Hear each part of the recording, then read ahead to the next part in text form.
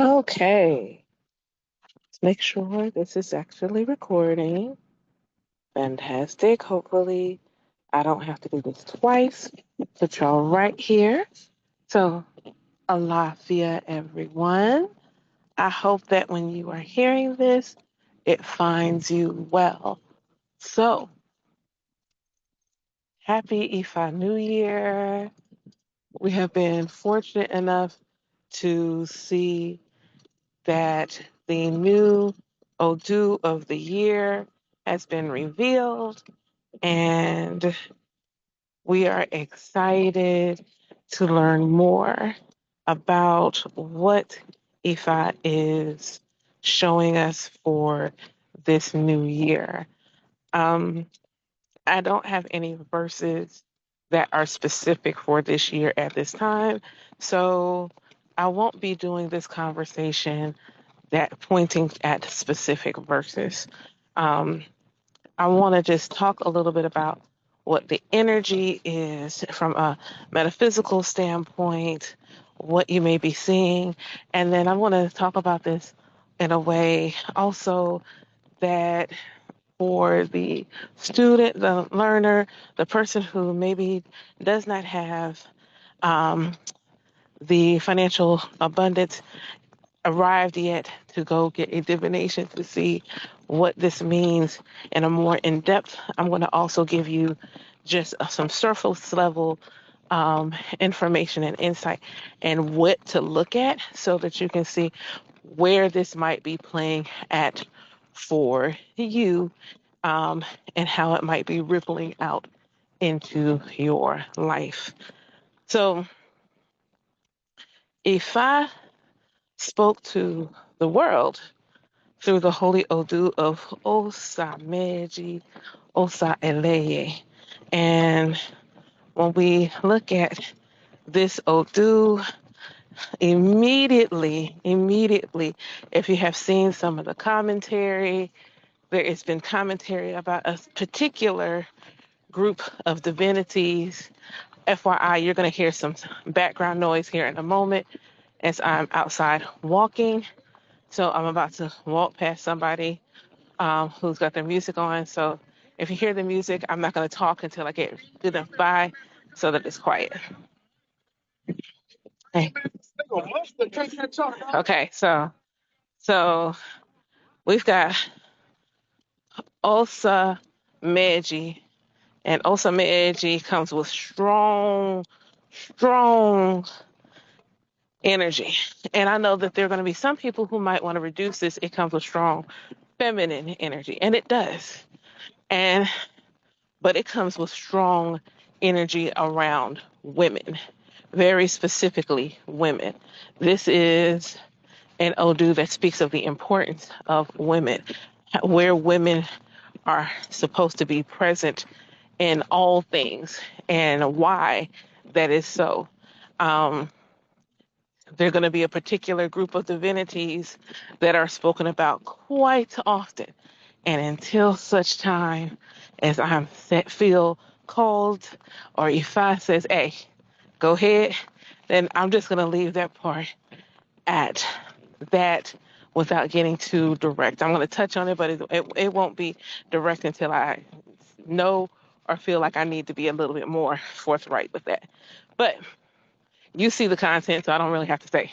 Um, and as I'm beginning this, um, I'm thinking about the mother, the parents whose son, Carmelo, is sentenced for defending himself, and the heartbreak and sadness that they all must be feeling. I hope that their Ori and the Orishas and the other divinities that cover their family cover them at this time, because I cannot.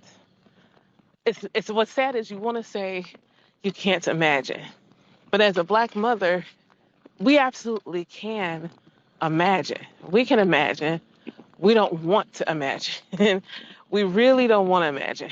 But the truth is, we absolutely can imagine. We just wish that we couldn't. We wish we couldn't imagine a circumstances where our baby would have to defend themselves in that fashion. But the truth is, until things are balanced and right, we can imagine that as a strong possibility, depending on where you live, work, and all of these other things. So I'm just, I'm hoping that they are surrounded by love, care. I hope that Carmelo is surrounded by much protection.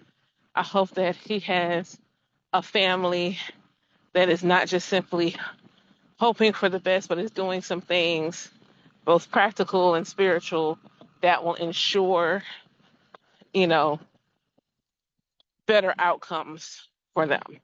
That's the way I'll leave that. Um, so to have this happen on the heels of this Odu, on the heels of this Odu, and have this happen at a time where, and I'm speaking for here in the US, here in the diaspora, so I'm speaking here to my Black African American community, and understanding that we have watched several women unalived. Like it was like every day for a couple of weeks, it was a different story about a woman who was being unalived in some way, shape, form, or fashion. And when we look at what we were told last year there was a directive to ensure that, you know, we were taking care of the earth. There was a strong directive for taking care of the earth, and the earth would take care of us. And so, not only was it a directive to take care of the earth, there's a directive to make sure that the elders were doing what was needed and necessary to ensure that the people who were wrongly incarcerated, that work was being done to ensure those people were freed. Now, if we look here in the US, I feel like that work is unfinished. That work is unfinished. I do not feel like enough of us got together to make that happen. And that is my personal thought, including me in that bunch. It's like I feel like there was more work that should have been done to ensure that protective directive came about. And so now we're in this energy of if you don't, we will. We're in this energy, if you don't handle it, either way is going to get handled. We can do this the easy way or the hard way. So there is an energy of things being corrected, balance being restored, and things being righted. But that's not going to be light work. That's not going to be light work. That's going to be some major changes and some upheaval, and there's going to be some things that are not just going to pivot, but topple over. There's some things that don't just pivot, but they will topple over. And the question becomes a question that I have asked, and I've seen other people ask it.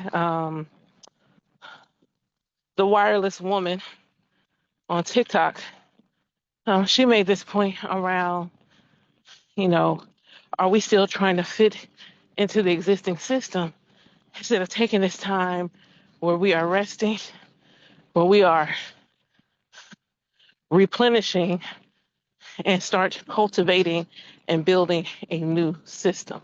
And now it's like we told you, we like last year the question was asked, what are you holding? What are you carrying? Are you carrying what is yours? Are you carrying what is not yours? And this year the question becomes,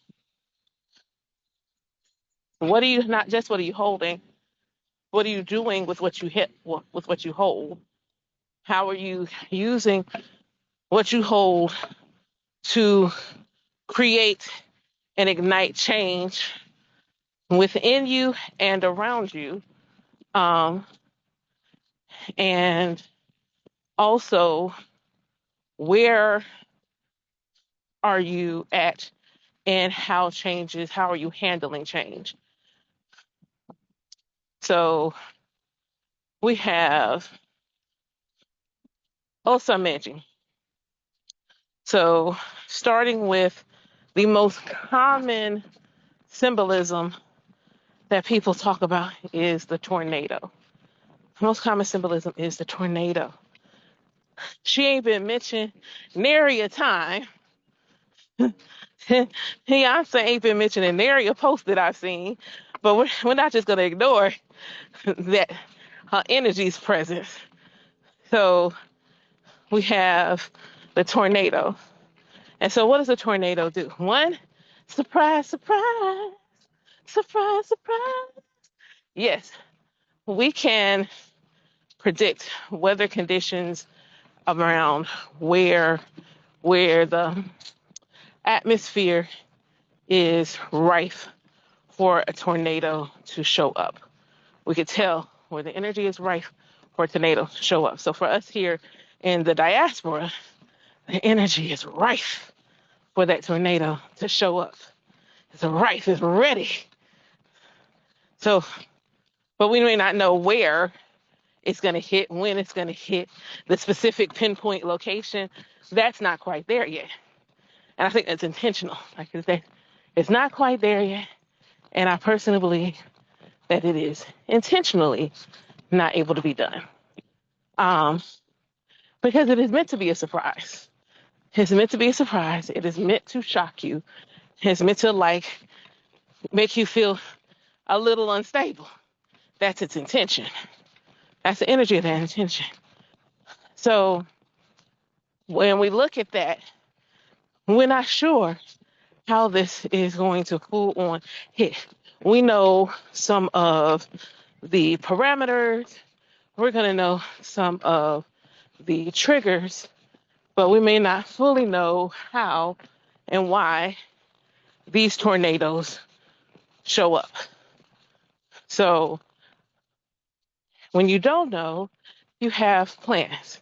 So like you have different schools, businesses, homes, families, where you have an emergency preparedness plan. An emergency preparedness plan, especially if you are somewhere where you're like in Tornado Alley. I think that's what it's called here, where tornadoes, you should already, they have a preparedness plan. Places where hurricanes hit, they probably have a preparedness plan. So do you have a plan when these things get hit by a tornado? Or do you have a plan? Do you have a plan? Are you ready? Are you ready? And if you don't have a plan for what to do when it hits, do you have a plan for how you're going to handle it? How to ensure that you are able to not get all off kilter and handle what needs to be handled. When we look at Osameji and again, and what it looks like the brain and the spinal column. Looks at the brain and the spinal column. So we think about what is the brain and the spinal column connected to? This is our nervous system. And we know that it's connected to our nervous system because the praise name for Osameji is Runaway. Praise name for Osameji is to run away. So we can keep that at run away, meaning I'm going to cut and run. I'm out. I'm leaving, and don't even look for me because I'm out. We can absolutely take that to mean that because in part way it does. But runaway is the energy of response. How are you responding? That's when you look at the messages at Osameji, it's about how do you respond to changes when things are not in your control. Because Osameji doesn't come with just a change. This is sweeping change. When a tornado comes through, it's not a little minor change. We're talking about a tornado, not an eddy. An eddy is like, and then like, that's it. A tornado is coming to uproot. It is making sweeping changes. Sweeping changes. These changes are going to be wide and they're going to be intense. They're going to be disruptive. So when you think about run away, this is about our nervous system. It is about our response time, our response actions. So while the name itself suggests escape, the energy is really about the nervous system, response patterns, movement, survival, freedom, and decision making under pressure. Runaway asks, what is moving me? And what am I running from? And what am I running towards? What am I running from? And what am I running towards? So when we look at the nervous system, the theme of the nervous system, runaway is connected to fight, flight, and freeze. That's what the energy is. This is how our ancestors help to show us, help for us to know where we are in a situation. If you divine in a situation, like where am I at in this situation? Like, are you in fight, flight, or freeze? Or where should you be? Because there's a time to fight, there's a time to fly, and there's a time to freeze. And so and it's about the internal mechanisms that influence how we respond to life. So the questions that we need to be asking at this time are, what is triggering this response? Why am I responding this way? Is this reaction aligned or is this reaction conditioned? Is this reaction aligned or is this reaction conditioned? So when something happens, I was thinking about this and I was thinking about the beat. And so the beat is a pause. It's a central insight and it's a pause. And so the beat is not a delay. A beat is not a delay and it's not endless contemplation. It's just a moment, a brief space between what triggered your nervous system and then how you decide to respond to that trigger. The beat allows awareness to enter into the process. Now, so then the question becomes, what happens in the moment before I move? What happens in the moment before I move? Runaway recognizes that many responses originate from things we may not immediately see. This is conditioning, trauma, fear, learned behavior, unconscious beliefs. This energy asks, why do I want to run away? Why do I want to stay? Why do I want to fly? And why do I want to freeze? Runaway asks for self-awareness. It values inner work. The more self-awareness a person has, the more conscious their responses become. Do I understand why I am making this choice? So do you understand your decision-making process? Do you understand why you are making this choice? Fight. Fight is not always physical. This is not always, I'm going to put my dukes up. I'm going to use us as an example. When things happened in the election the way they did, what did we say? We said, we're not fighting. But the truth is we are. The truth is we are. Our expectation of what fight looks like is built around harm, violence, and things of this nature. But fight can be persistence. When we saw boots on the ground, we saw line dancing and celebration. This was our people saying, we will persist in our Black joy. We will persist in our Black excellence. As you see more Black entrepreneurs showing up, more Black people supporting Black businesses, this is our persistence showing up. Fight looks like conviction. We absolutely refuse to bow down. We refuse to do what is expected. We refuse to do anything that is not for our wellness. It is challenging limiting beliefs. If your belief system, if your belief structure still has you believing that the only way that you can succeed is through trauma, that is a limiting belief. If your belief structure and your belief system still has you believing that you are destined to be harmed, destined to be punished, destined to be seen as less than who you truly are, your belief system has limiting beliefs. You now have a belief system built on limiting beliefs. Changes in unhealthy patterns. So this is where you see us, people learning what it is for them to eat, learning what their advisories and taboos are when it comes to what they ingest, what they digest. Doing more, people going more to therapy, people meditating more. This is us fighting. It doesn't look like fighting because it doesn't look violent, but this is us fighting and standing up for what matters. We are standing up for what matters: our health, our wellness, our families, our communities. And this is how we stand. So our fight response asks, what is worth standing for? What is worth standing for? And also, it begs the question, how do you stand? What is the most aligned way for you to stand? So then we look and we have freeze. So freeze is not always paralysis, which is what people visualize when they say, fight or freeze. You see somebody just standing there shaking in their boots. That's not always what that looks like. That is the misaligned manifestation of that energy. Freeze can be observation. Freeze can be the beat, the pause. Freeze can be gathering data. Freeze can be assessing the situation.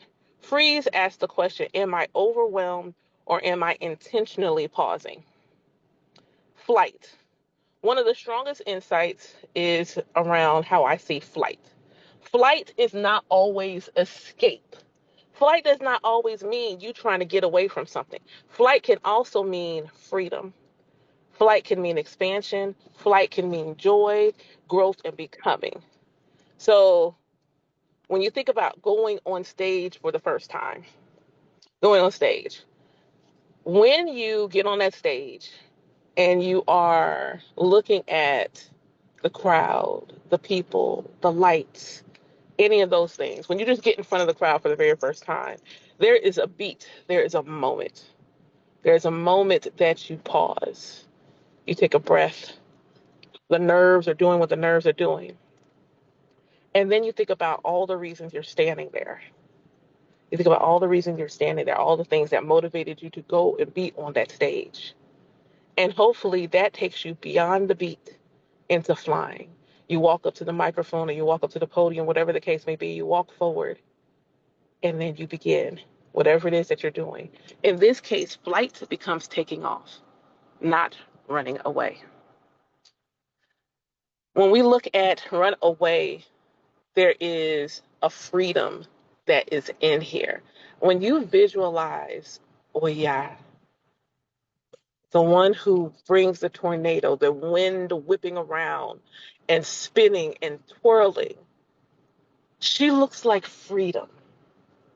She looks free in this moment. She looks like I'm going to release and let go of everything that doesn't serve me. And I understand that on top of it, I'm going to build something grander, something with more stability.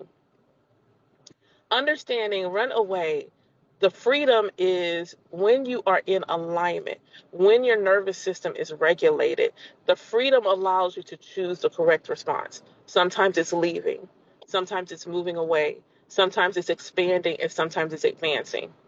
Runaway asks, is this avoidance or is this liberation?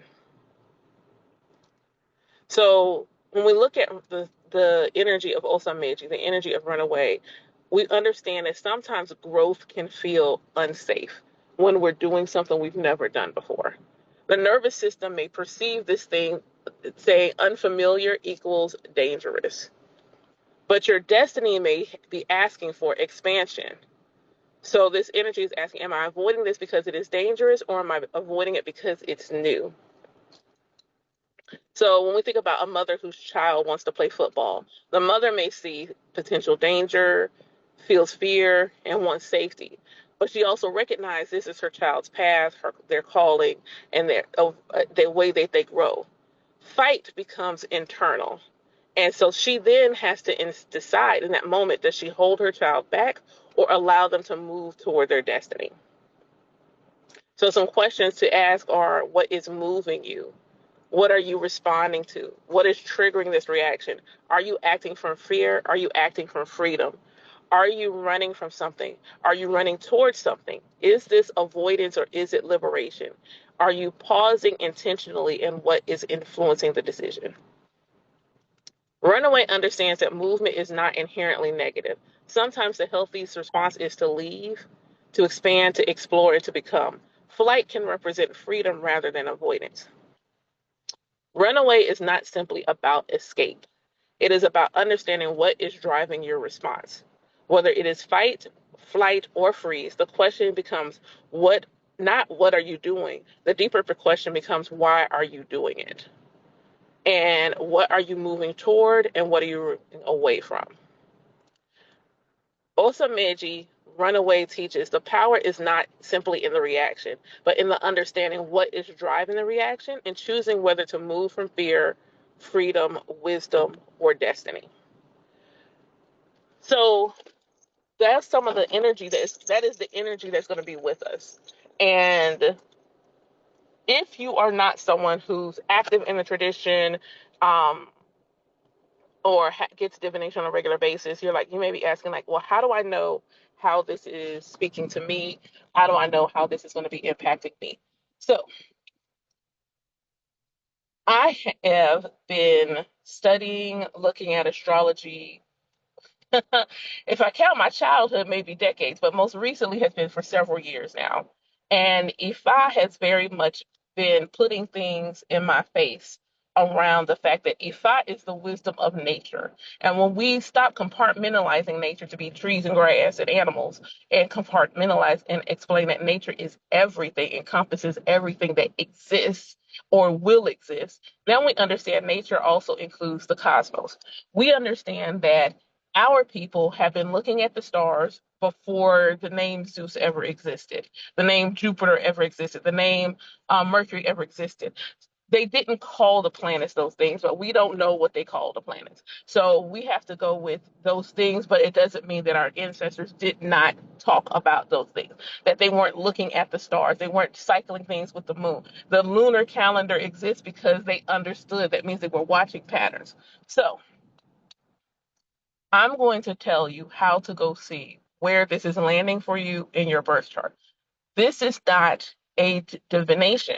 This is giving you a surface level look to see where your runaway nature is triggered. This is to show you where the nature of runaway is most triggered in your personal day to day life. My encouragement to you is to take this and look back and look at scenarios related to this area of life. In this year ahead, you are being asked to do this in a much more aligned fashion. In this year ahead, you are being asked to do this in a way that is going to align you to your wellness and your goodness. On a collective sense, we need to have group conversations, collective body conversations on where we have been as a people, where we are as a people, and where are we being asked to move as a people. And these won't be situational, but we are being asked now, are we going to fight, freeze, or fly? And then what does fight look like? What does it mean when we say we're freezing? And what does it mean when we say we fly? This is not an energy of run away from your responsibilities. This is an energy of we must take our responsibilities head on. But how we engage in that is going to vary from person to person and from destiny to destiny. It's important right now for as many of us who have the ability to learn who we are and to receive our destiny. And I am always going to advocate that if you cannot come to the mat yet, if money is still in circulation, so coming to the mat is not feasible, that you are still not out of, well, I can't know my destiny right now. Everybody's responsibility is to learn their destiny, know it, and walk in it. Other people just simply don't know that that is a responsibility, and then they also don't know how to do it. If you cannot come to sit at the mat, so if I can give you to read you up one side and down the other, get all of your nooks and your crannies, and show you who you are, it is still compulsory for you to know who you are. This is not a year to flounder. This is not a year to flounder. I listened to two elders talk about what the energy is present. This is not an energy that we're going to be sitting around and okay, we could just, key, it's going to be fun. No. If you are not moving in alignment with your wellness, your destiny, and doing what it needs to build stable foundation for yourself, then instead of being in the eye of the storms when they come, you're going to feel like you are tossed around on the winds. The winds of change are happening for you, not just to you. And when you're moving in alignment with your destiny, you can witness the winds and still feel it's not you won't feel the disruption because you will. You'll feel the disruption, but you will also know how to move through it. You will not feel like there's nothing you can do to stop it, but there is not nothing you can do while you're in it. There is something that you can do, and you need to learn what that is as time goes along. So, this is my contribution to helping you start doing that work. So, suggestion number one is always going to be go get a divination when all the verses are revealed and come out, then talk. And I'm going to say this because I find that there's going to be people who don't practice E5 and like, this does not apply to me. And I'm going to prove you wrong. Last year, E5 told us that leaders should not get rid of people within their organization who are intelligent, great at their job, who are doing the great work, because this is not going to bode well. They should not do that. Here in this country, what did we watch happen on a country level? What did we watch happen? What did we see happening over and over again? Yes, it don't matter what you practice. When those messages come forward, they apply to us all. Whether you choose to acknowledge it or not is totally up to your discretion. But I'm going to suggest that maybe you go and sit with someone and say, what did E5 say last year? And then consider how you saw those things manifest in your personal life and the life of all of those around you, and then make a decision. So, like I said, get a divination. And what you want to ask in the divination, because I know some people are like, well, what do I ask? Based on what Ifa has revealed for the world through the Holy Odu of Osa Méjì, how does this look for me on a personal level? What should I be doing to align so that I am not only making the changes in my life that I need to make to see wellness, goodness, prosperity, and wealth come to me, but also so that I can manage and face changes that are going to be coming that are beyond my control, and ensure that I am aligning to the array of IJ that has been revealed to want to come forward. That's what you ask the diviner to divine for you. And if you're looking, you want to find a reputable diviner, somebody that who you resonate with and who you trust. If you're looking for a diviner, hi again. I'm Ianifa Owini Aboseju Adina Dulustimi. You are welcome to book a divination with me. And I do have multiple tiers of divination. So when you go to my site and go to the EFI divination page under services, then you'll be able to see there's different tiers of how you can engage with getting a divination. So that's number one. Number two. Number two. Number two is I'm going to suggest that if you are able to pull your chart, and you're able to pull your natal chart most specifically, your astrological natal chart, you need to go and look to see where is Aquarius. Wherever Aquarius is, that is where this energy resides. Whatever house Aquarius is in is where this energy resides for you on a personal level. What does this mean? This is the area of life that triggers your nervous system the most. This is the area of life that triggers your nervous system the most. And before you look at anything else, sit with that. I want you to think about all the type of life scenarios that are in that area and sit with it. Write it down. When this happens, how do I respond? When this happens, how have I responded in the past? And was I responding in a way that was in alignment or not? So someone, let's say they have an Aquarius second house, their freeze, flight, and flight response is going to be happening in the realm of how they acquire money, wealth, and resources to get the things that they value in a material sense. So this is an area where when they don't have money, when they are in an energy of when they are seeing scarcity around them, this may trigger their nervous system. They may be stressed out, anxious, they may make poor money decisions, and they may be unwilling to look and adjust and make things. They may not want to look at money because it makes them nervous. It's like they avoid the conversation of money because talking about money, thinking about money just stresses them out. They don't want to do it. They don't want to do it. They don't want to do it. As someone who has this happening in my eighth house, and looking at other people's money and things of that nature, for me, this is about this. This will manifest as you want me to sit and do bookkeeping and accounting. So I can look at all the money I don't have. That's my nervous system talking. I don't want to look at this because it'll stress me out. Like, okay, this number is calling me. I know it's probably a bill. I'm not answering the phone because I ain't got it. I don't want to have the conversation. That's what that energy looks like when it's out of alignment. That's what that energy looks like when it is out of alignment. So start thinking about and looking at those things and look at yourself critically. Like, this is not one of those times when you want to be fluffy with yourself. This is a time to look at yourself critically because the energy that is around is already looking at you with the side eye.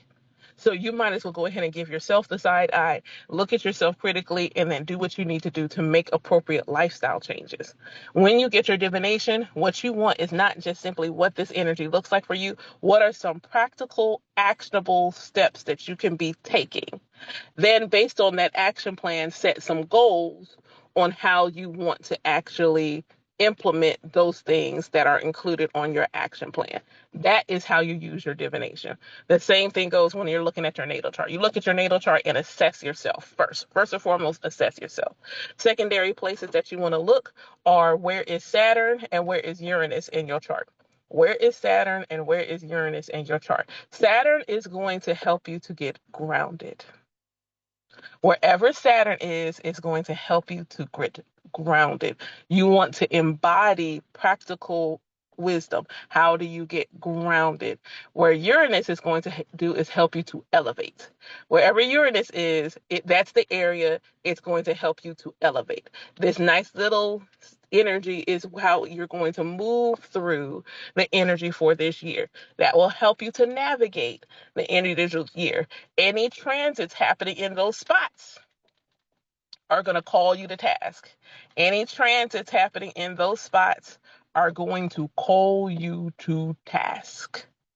You also need to pay attention to where Pluto is. Currently, Pluto is in retrograde. You need to be watching Pluto. This is where transformation is going to happen. And oh, wait, Pluto is sitting in Aquarius right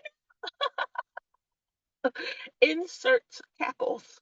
Um, Pluto is in retrograde right now in Aquarius. Do you think that's a coincidence? Huh? It's not a coincidence. So, and understand, because this is a generational planet, what you do within this energy is going to have a generational impact. Are you giving your descendants generational blessings that they are inherited, or generational trauma because you didn't do the work that you need to do to take care of your nervous system? Number three, take care of your nervous system. You need to find out what it takes for you to feel centered, balanced. What type of things do you need to have implemented in your life that helps you to keep your nervous system regulated? Not just simply breath work and meditation. You still need to have things around you in your life that make your system feel regulated. What does your environment need to look like? What does your diet need to look like? What does your relationships need to feel like? All of these things will have an impact on your nervous system. This is why number one is divination, because then you could get all of that insight. Then you could get all the tea. You walking in alignment with your destiny has a stronger impact on your nervous system than you realize. When you start doing, because when you think about your destiny, people limit destiny. Oh my, this is a job. No, destiny is what your friend group should look like. Destiny is what kind of clothes best align with you. Destiny is food. Destiny is what type of exercise regimen actually works for you. Destiny is the way that you communicate. Destiny is how you receive communication. Destiny is where should you live. Destiny is how should your house be set up. Destiny is all about not just who you should marry, but what the relationship dynamic needs to look like. Destiny is every single facet of your life, not just your job. So when you think about when every single facet of your life is being aligned for your total wellness, this will help your nervous system be in total wellness. And then this will ensure that your fleas, fight, and fight response is moving like it needs to. And this will ensure that the E-ray of Runaway, the E-ray of Méjì can actually get to you. So I'm going to leave that here. Definitely feel free to drop any questions in the comments. Definitely feel free to go to my website and book a divination. And I will talk more about this Odu once we actually have sat with the verses. And for those of you who are my students, we will talk about what this means for us holistically overall for the year ahead. Thank you again for listening. Again, I am Ianifa Owini. I will send you Adina Durusimi, founder of Temple Otutupo Gunda, Sacred Grove of Wisdom and Fellowship. And I wish us all well. I pray that we all receive the Ajay that has been called forth for us in this year, and that we all see ourselves flying. Ashe.